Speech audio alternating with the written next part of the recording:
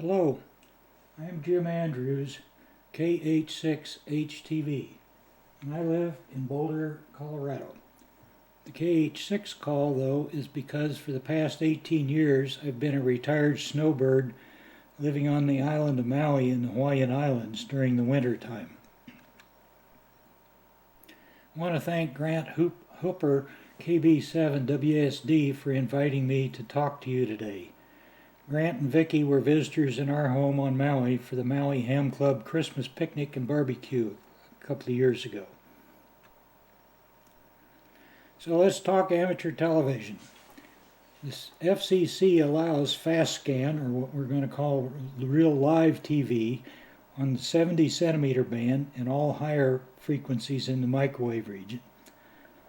And ATV hams typically follow the commercial standard of using 6 megahertz wide channels.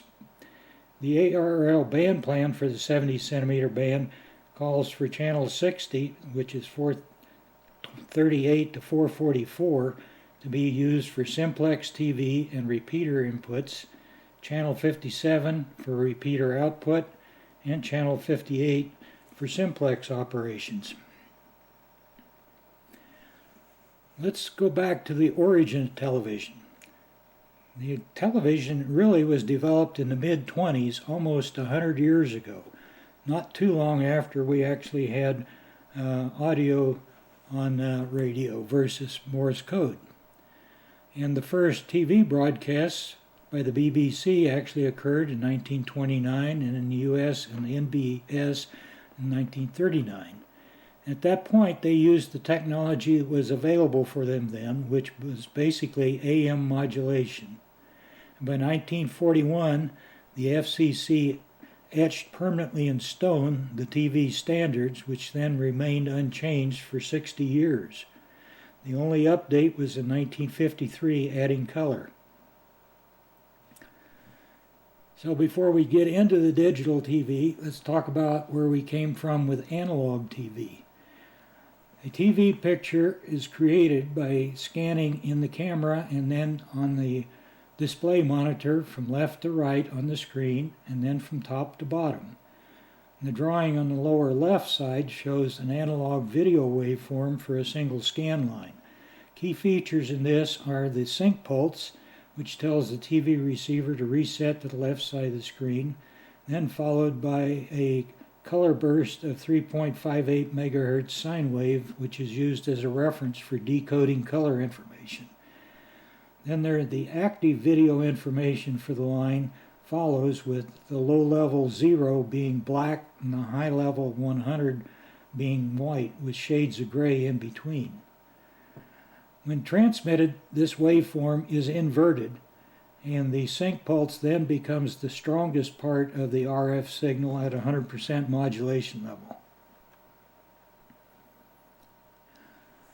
Analog TV uses AM modulation for the video, but it does use FM modulation for sound riding on a subcarrier at 4.5 megahertz above the video carrier.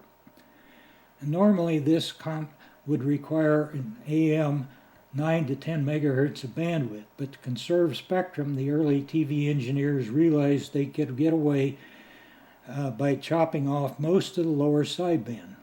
Thus we have what we call vestigial sideband modulation. This picture now shows how this 6 megahertz TV channel is occupied with the various parts of the TV picture. This system worked remarkably well, especially in more recent times with modern electronics.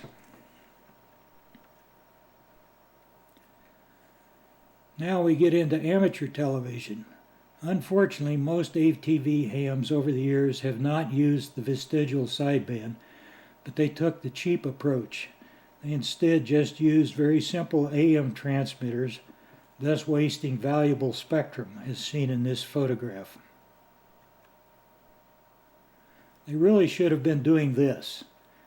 In Boulder, Colorado, for the past 30 years, all of our ATV activity has in fact been using vestigial upper sideband. So what are the limitations in analog TV? Well, the biggest limitation is the fact that it used AM modulation. We've already discussed the bandwidth required in the standards.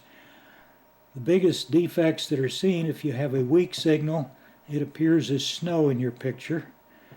To have a really good picture required at least 40 dB signal to noise ratio and a signal at least minus 60 dBm or stronger at the receiver antenna input to have a perfect picture. The other major defect was multipath, and this appeared as ghosts, which then would appear to the right of the main image. FM television was added later for microwave links, and it does work better for weaker signals, but at the expense of requiring more spectrum. So this is why we do not use FM TV on 70 centimeters. This is a single FM signal wider than 20 megahertz and could occupy a good portion of the 70 centimeter band with one TV channel of FM.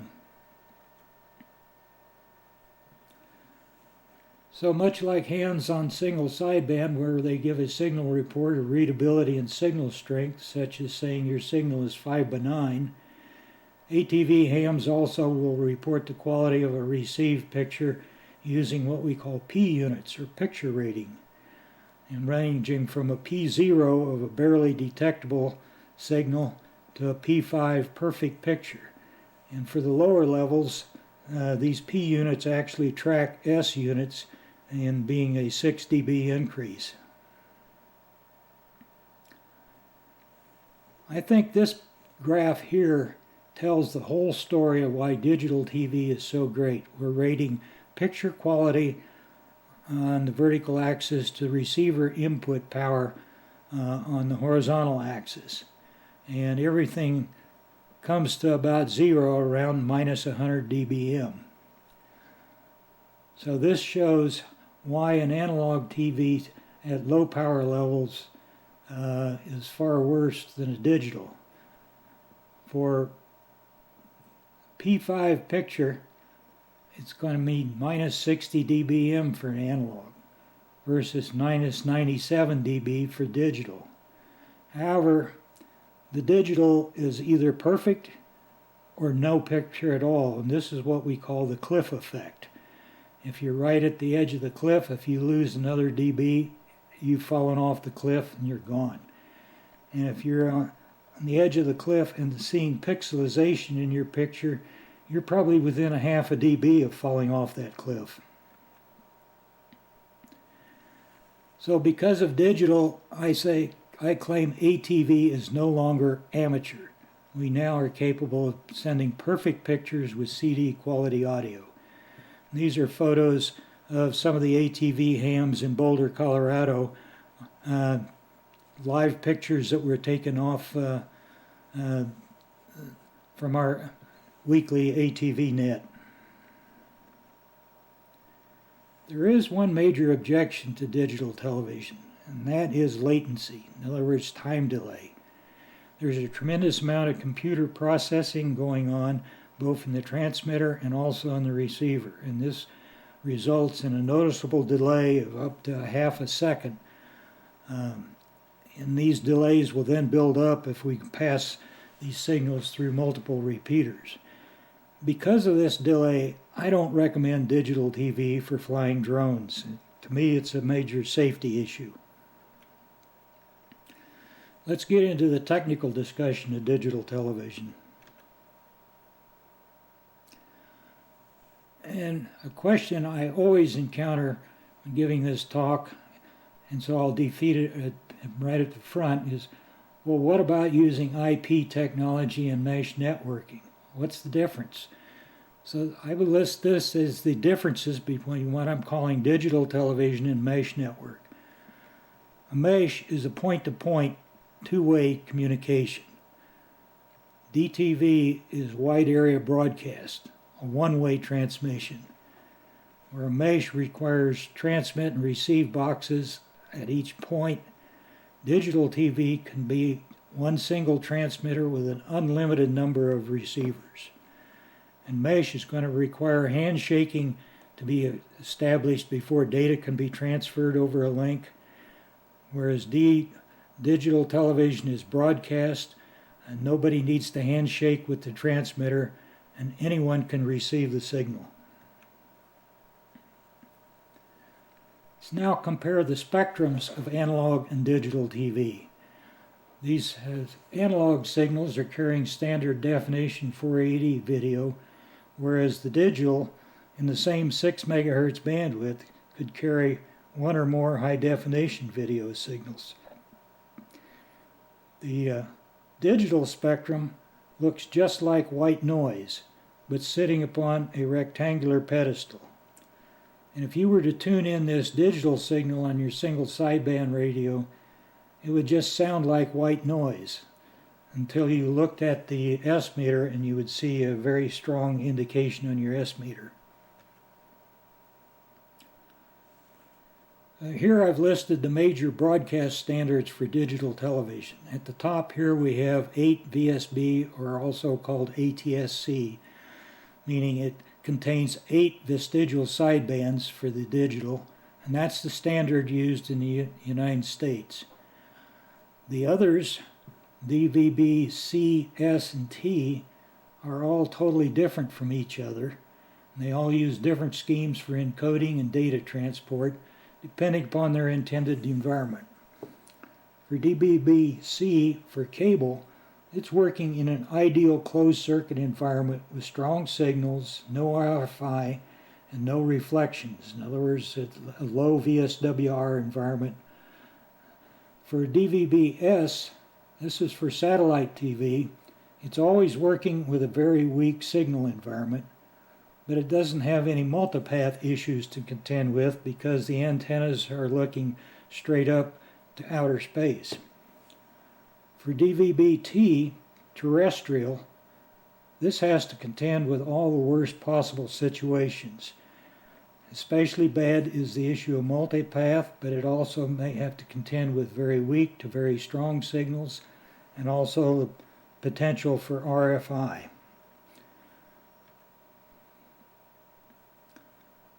So many people ask, well, why don't you use the commercial US ATSC? Well, there's two major issues. One was the cost was relatively prohibitive to buy modulators. The other was actually technical performance.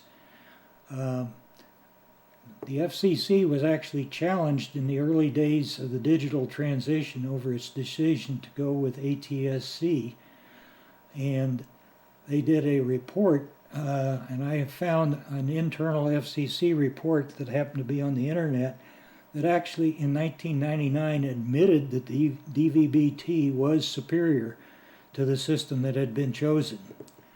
As a matter of fact, the newest version of ATSC, version 3.0, which is now being launched in some major metro areas, is actually a variation of DVB-T and is not backwardly compatible with ATSC 1.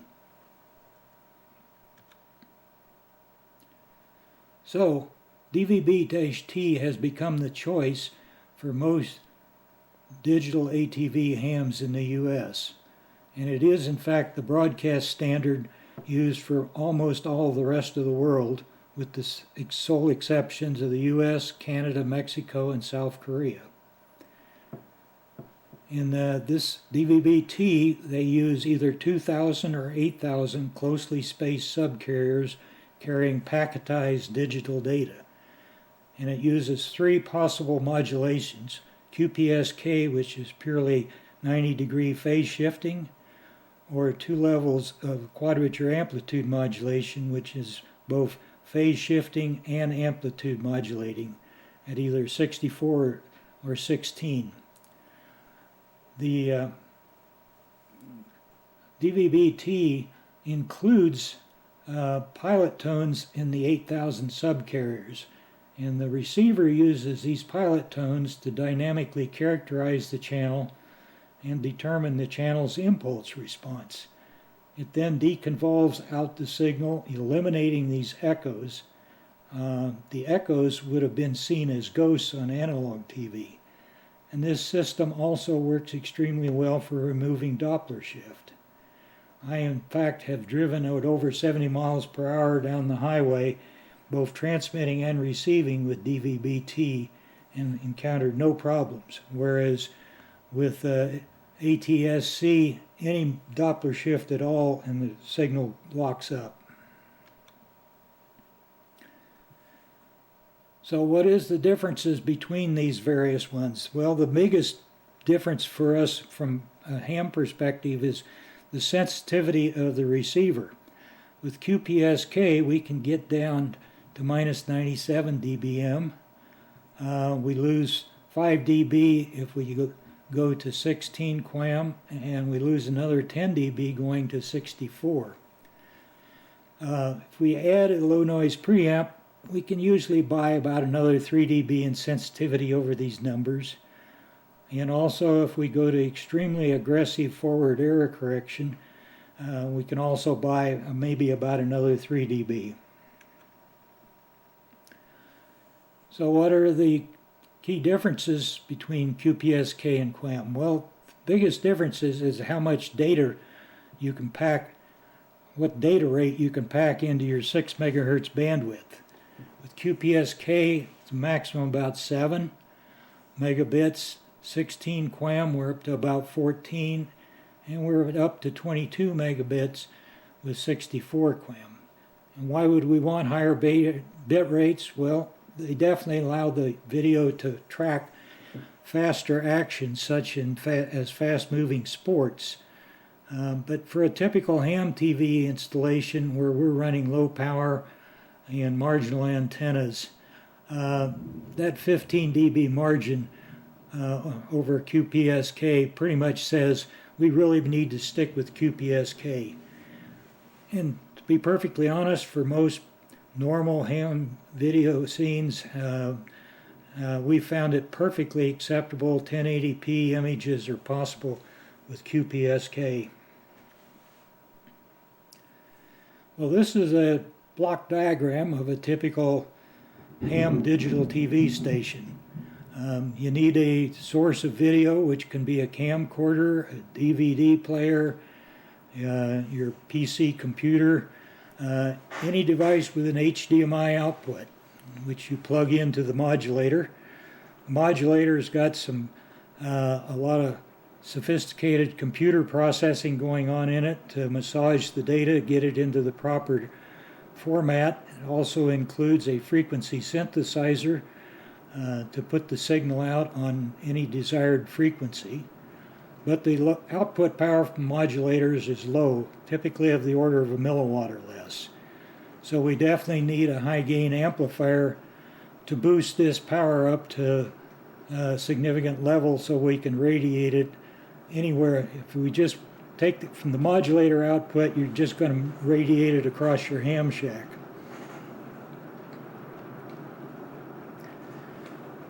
So this is a photograph of a typical transmitter.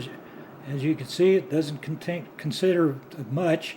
On the right is the camcorder, in the middle is the modulator, and on the left would be a power amplifier giving us 3 watts of power. And the total cost for this kind of system here is a little under $1,000, or about what you would pay as an entry-level HF rig. So where do we get equipment? Well, most of us are buying our modulators and receivers from the Hi-Des company in Taiwan.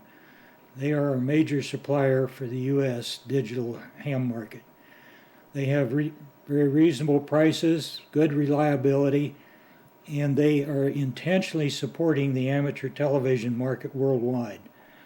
And a unique part of this support is providing lower bandwidths. And why I'm talking about this? So broadcast TV in the U.S. uses 6 megahertz bandwidth. Most other countries are using 7 and 8 megahertz bandwidths. But in response to requests from hams, Hi-Des provided their equipment to go to much lower bandwidths. And why would this be important? Well, if you live in a major metro area, you'll find the 70 centimeter band pretty well filled up with an awful lot of activity. And trying to put 6 megahertz in that band sometimes becomes difficult in big metro areas. So the ability to go to lower bandwidths is critical in these areas. You can't do high definition TV in a lower bandwidth like 2 megahertz, but you can run a very high quality digital signal with standard definition with 480 lines of resolution at 2 megahertz. So HiDes also gives us very excellent customer support, responding rapidly to any inquiries. They sell their products via eBay, where they accept credit cards, and they have very prompt shipping to the United States. The bottom line shows their website.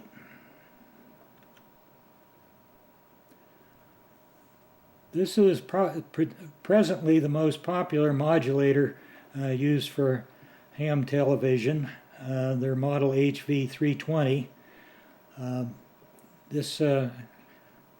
As I note here, this one will cover from 100 megahertz to 2.5 gigahertz, so it covers four ham bands in one box, and it does have the programmable bandwidths covering from 1 to 8 megahertz. We're talking about $370 for this modulator. Okay, for receiving, you cannot use an ordinary home TV receiver. You instead will need to have an extra set-top box, but in reality this is no different than most people's home video installations anymore, where you have a set-top box for satellite reception, or if you're on the cable, typically your cable company requires you to use their supplied cable box.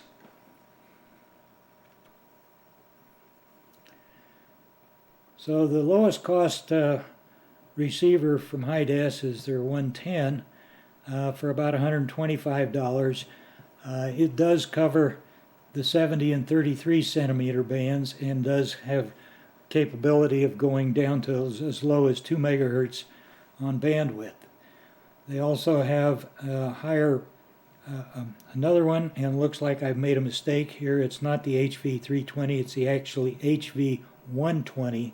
Is what I should. So there's a typo, which will cover up to the 2.4 gigahertz band for about twice the cost. And HiDes also has another receiver which will give you duplex receive capability.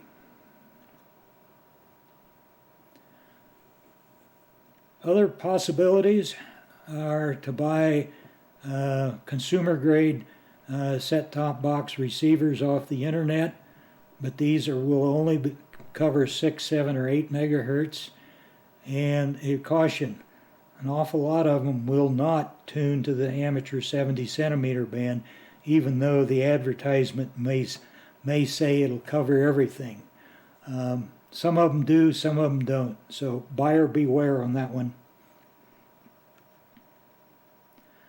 If you want to get by really cheap, a USB TV tuner dongle can be had for as little as $10. They're more typically in the $20, $30 range. These are the same dongles that many hams are already using as wideband SDR receivers.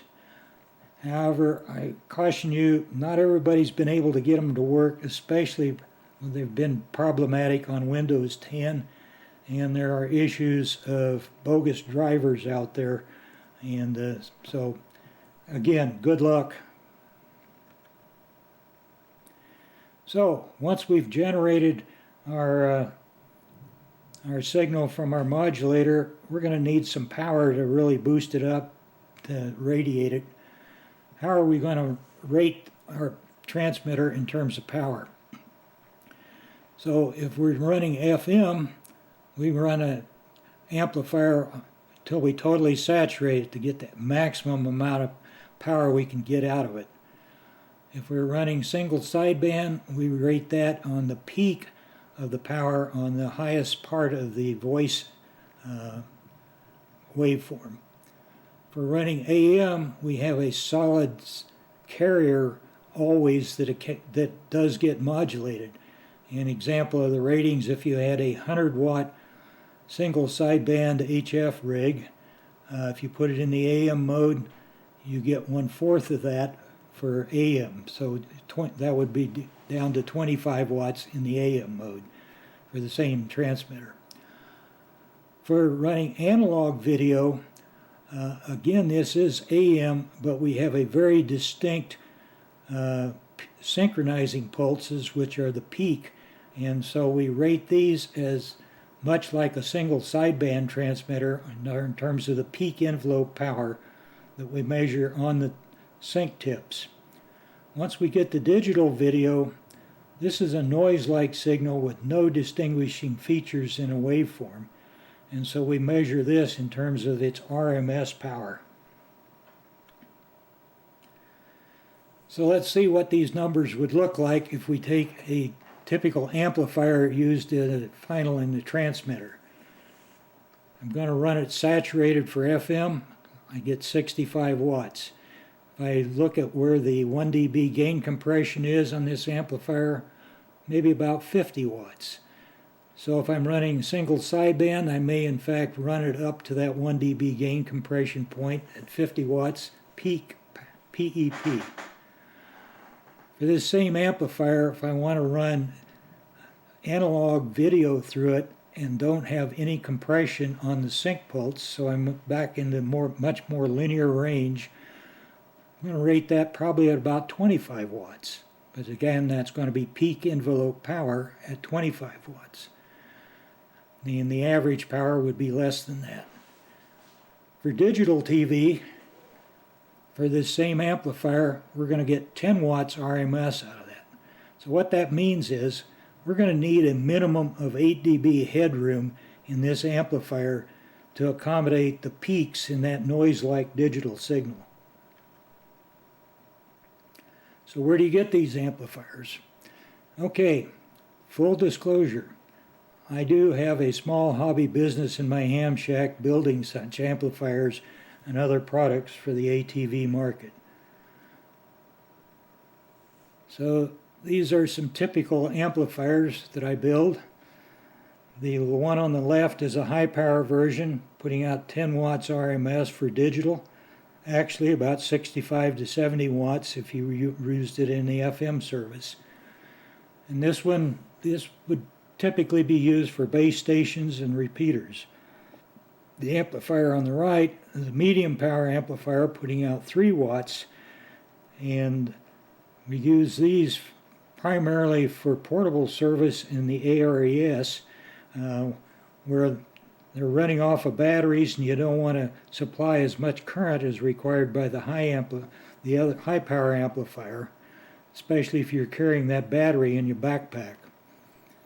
So I do have amplifiers for all 3 bands of 70, 33, and 23 centimeters, and they all have at least 50 dB of gain, and they have adjustable power levels where you can drop the power by 5 to 10, or 10 dB.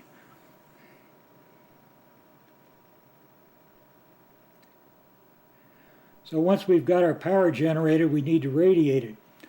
Key thing about TV antennas is they really need to be broadband, preferably covering the entire ham band. Unfortunately, if you look at most antenna manufacturers' advertisements, they don't give very much in the way of specs, and most all of them don't say a thing about bandwidth.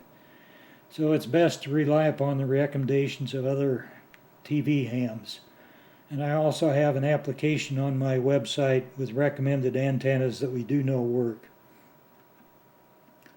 And then there's the issue of polarization.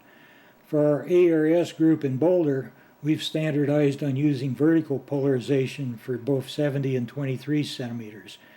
Most suitable for a backpack portable operation, much like is shown here with these 2 hams on an ARS operation.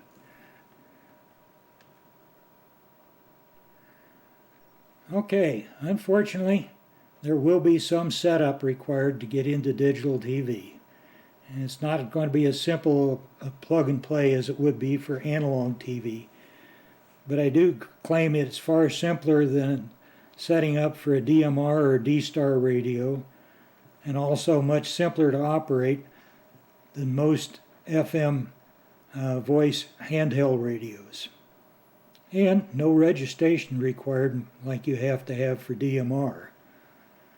But a setup is going to be required for both the modulators on the transmitter and also for your receivers.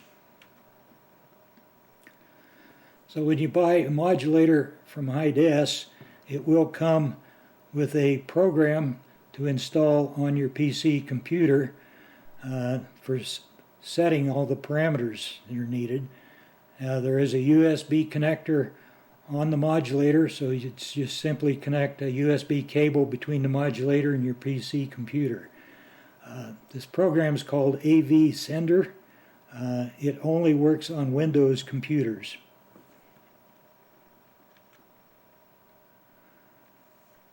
The key modulator parameters that we might be changing from time to time would be the video encoding, and for most people we're presently using H.264, which is a more efficient encoding scheme than the original MPEG-2. You can determine how much resolution you want in the outgoing data stream. You set the bit rate, what kind of audio encoding you want to use, your frequency, bandwidth, modulation. We recommend you stay with QPSK, and how many subcarriers you're going to use. We typically recommend 8K. It seems to work better for multipath. How much forward error correction you want to apply, and the guard interval. The guard interval basically is how much overhead is devoted to synchronizing. So these would be on the AV sender where you make these changes.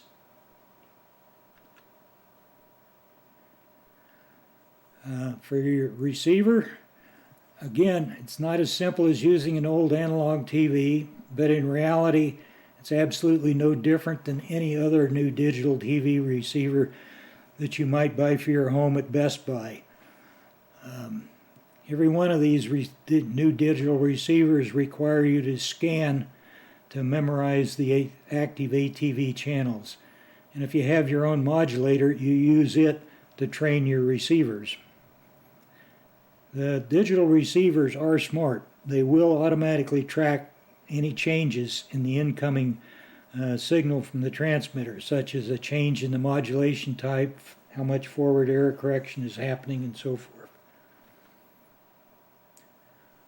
And I do have an application note on my website to help you get your equipment set up. So once we're transmitting, how about identification of our station to meet FCC requirements? Well, I claim it's very simple. It's already done for us automatically. In your setup, initially, program your call sign into the modulator, and once that's done, your call sign is not sent out every 10 minutes per FCC requirement, but it's sent out with every video frame as a part of the metadata header that goes with it. And if someone wants to see what your call sign is, they simply push the info button on their remote control for their receivers. I will admit there's been some controversy among hams as to the legality of doing it this way, and if you're not comfortable with that, just simply hold your QSL card up in front of your TV camera every 10 minutes. So let's move on to other bands. Everything we've talked about so far has primarily been oriented to the 70 centimeter band, which is essentially the same as used for UHF broadcast. And it's by far and away the most popular because we get reasonable size antennas, lower path loss, and good penetration. And we have 30 megahertz in this band, which theoretically could support up to 5 6 megahertz channels or 15 2 megahertz channels. Moving up, 33 centimeter band, 900 megahertz. Most of us have avoided that, called it a junk band, due to so much RFI from unlicensed devices there. But the second choice for amateur television is the 23 centimeter band, and this one is definitely used by a lot of ATV repeaters, either as inputs or outputs or both. Main issue we encounter in this band, particularly if you're near a major airport, might be an FAA radar. Then moving up 13 centimeter band, 2.4 gigs, we do have 10 megahertz exclusively for hams just below 2.4 gigahertz, which we can put one TV channel in. But it's somewhat marginal. There may be slop over of Wi-Fi, a lot of Wi-Fi signals from above 2.4.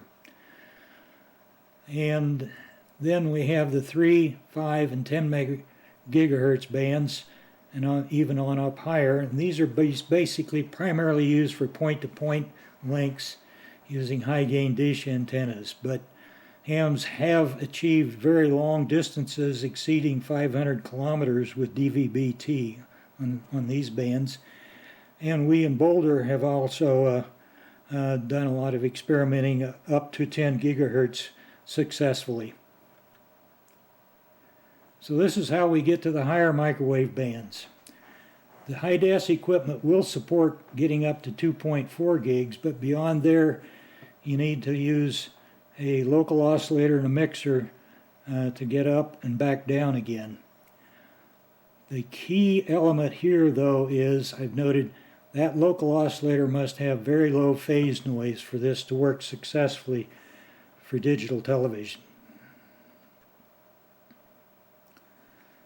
There also are repeaters for digital television, and I claim they are far simpler to build than an FM voice repeater, and you can put one together for about $2,500. And it's very simple to configure even on a temporary basis, and actually if you did crossband, such as going from 70 to 23 or 23 to 70, you don't even need the bandpass filters that are shown here, so that would reduce your cost. You simply take the HDMI output from the receiver, plug it into the modulator, and away you go. To make it an automatic operated repeater, we will then use notice a signal called valid signal. Most receivers, in the high-def included, have a red-green LED on the front panel that switches to green when it's receiving a valid signal, and so we simply add a simple transistor circuit to pick off that logic shift for that green LED and use that to then key the push-to-talk line on the power on the amplifier. Most TV repeaters, analog or digital, will use two antennas as opposed to a typical FM voice repeater uses one antenna and a duplexer. Duplexer could be possible for TV, but the requirements on that duplexer become pretty stringent. It has to pass a wide bandwidth of 6 megahertz, but then for channels that are only separated by about 18 megahertz, or a 3-to-1 ratio. So most of us just go with two separate antennas.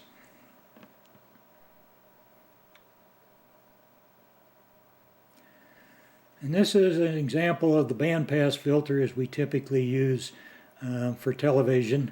It's called an interdigital filter. In this case, the top cover has been removed so you can see the internal construction, which consists of quarter-length resonator rods arranged in an interdigital fashion. And this is an example of a complete television repeater for digital for 70 centimeters, following that previous block diagram. And this is one that I built a year ago for the Pueblo, Colorado Ham Club.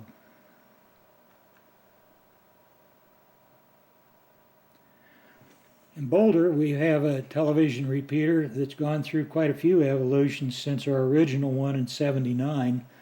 This is a photograph of the current embodiment. It's a bit more complex, has a lot more bells and whistles to it, but it has three receivers that can receive simultaneously analog or digital TV on 70 centimeters and digital on 23. We use an Arduino microprocessor to control the functions of this repeater, and then we retransmit signals on 70 centimeters on channel 57 at the low end of the band, and we can transmit either digital or analog. In digital mode we have 50 watts ERP and analog 100 watts ERP. And this is the RF coverage map for our repeater. The farthest extent going north is about 80 miles to the north up to the Colorado-Wyoming border. The photo on the right is Don Apty and myself up at Cheyenne, Wyoming, and we were transmitting back to the Boulder repeater, and the photograph then was taken by a ham in Boulder watching the output of the repeater. You notice our pattern there doesn't show anything to the west. Boulder lies at the base of the Rocky Mountains at mile-high elevation, and the mountains immediately behind us rise 2,000 feet, and then they go on up to 14,000 feet at the western part of the county, which is pretty much shown at the far edge of the map. And our repeater is sitting on a mesa up against what we call the Flatiron Mountains, about 800 feet above the city.